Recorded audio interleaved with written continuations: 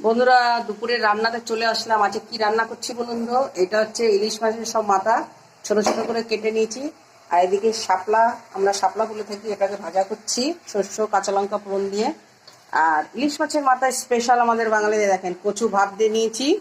কচু দিয়ে ইলিশ মাছের মাথা রান্না করব। কার কার পছন্দ কমেন্ট করবে। এরকম মাথাটা ছেড়ে দিলাম। এবার ইলিশ মাছের মাথা দিয়ে কচু রান্না করবো। এর সঙ্গে দেবো কাঁচা লঙ্কা, সামান্য একটু কালো জিরে। এটাকে মাছটাকে ভালো করে ভেজে নেব। অনেকে অনেকভাবে খান, আমরা যেভাবে খাই সেটাই আপনাদের সঙ্গে শেয়ার করছি। মাথাটা ভালো করে ভেজে নেব।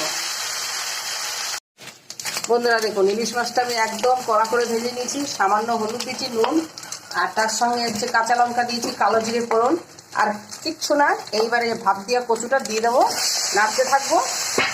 সামান্য নামানোর আগে কুচিনি ব্যাস হয়ে গেল আমার কচুর শাক ইলিশ মাছ।